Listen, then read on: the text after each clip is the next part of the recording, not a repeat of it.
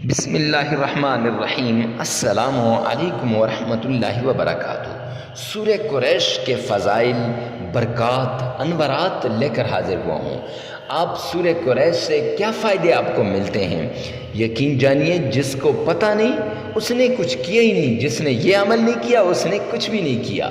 تو سورہ قریش ہر اس بیماری کو آپ کے جسم سے نکال کے باہر پھینکنے کی طاقت رکھتی ہے، جس سے ڈاکٹر کہہ دیں یہ لا علاج ہو چکی ہے۔ یعنی ہر بیماری کا توڑ والا عمل سورہ قریش کا ہے۔ ہر بیماری کو جسم سے نکال کے باہر پھینکنے والا عمل سورہ قریش کا ہے۔ اس کے ساتھ ہر بندش کو، ہر جادو کو، ہر تعویذات کو، نظر بد کو توڑنے کا مضبوط عمل سورہ قریش ہے۔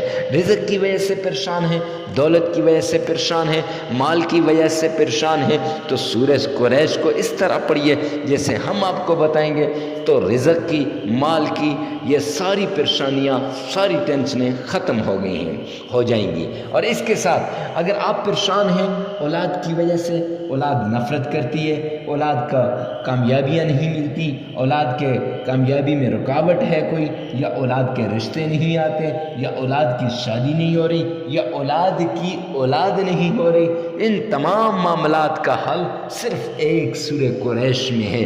سورہ قریش کو اس طریقے سے پڑھیں جیسے ہم آپ کو بتائیں گے۔ معزز سامعین کرام، وظیفہ بتانے سے پہلے آپ مفتی کے وظائف چینل پہ پہلی مرتبہ آئے تو چینل کو سبسکرائب کر دیں، ساتھ لگے ہوئے بیل آئیکن کو لازمی پریس کر دیں۔ چلتے ہیں وظیفے کی طرف۔ تو وظیفہ بتانے سے پہلے ہمیشہ کی طرح ہر وظیفے سے پہلے اجازت کی ضرورت ہوتی ہے، اور اجازت کے لیے کمنٹ سیکشن میں لازمی لکھے گا، یا اللہ تمام انسانوں کی تمام حاجات کو پورا فرما دے، تمام انسانوں کی تمام حاجات کو پورا فرما دے۔ چلتے ہیں وظیفے کی طرف۔ اگر بیماری کے لیے کرنا ہے تو پہلے آپ نے 3-4 مرتبہ اس بیماری کا نام لینا ہے۔ رزق کے لیے جس مقصد کے لیے کر رہے ہیں 3 مرتبہ اس کا نام لے کر وظیفہ شروع کرنا ہے۔ وظیفہ کچھ یوں ہے کہ وظیفہ کرنے سے پہلے کچھ شرائط ہیں۔ پہلی شرط یہ ہے کہ وقت کی جو نماز ہوگی، فجر، ظہر، عصر، جس وقت آپ کر رہے ہیں اس وقت کی فرض نماز ادا کرنا لازمی ہے۔ دوسرا اس کی شرط یہ ہے کہ کچھ نہ کچھ اللہ کے نام پہ صدقہ کرنا لازمی ہے، اور چڑیوں کے آگے بھی کچھ نہ کچھ چھت پہ ڈالنا، چاول ہو، روٹی ہو، کوئی بھی ہو تو وہ ڈالنا ضروری ہے۔ پھر اس کی سب سے بڑی شرط یہ ہے کہ تنہائی میں کرنا ہے، اکیلے میں کرنا ہے، 2-4 کے سامنے نہیں کرنا، جہاں لوگ باتیں کر رہے ہیں وہاں نہیں کرنا۔ اب چلتے ہیں وظیفے کی طرف۔ تو وظیفہ کچھ یوں ہے کہ آپ نے 3 بار تعوذ پڑھنا ہے۔ اعوذ باللہ من الشیطان الرجیم، 3 ہی بار بسم اللہ پڑھنی ہے۔ بسم اللہ الرحمن الرحیم، 3 بار آپ نے درود پاک پڑھنا ہے۔ اللہم صلی علی محمد وعلی آل محمد پڑھنے کے بعد جس مقصد کے لیے کر رہے ہیں یہاں پر 3 مرتبہ اس کا نام لینا ہے۔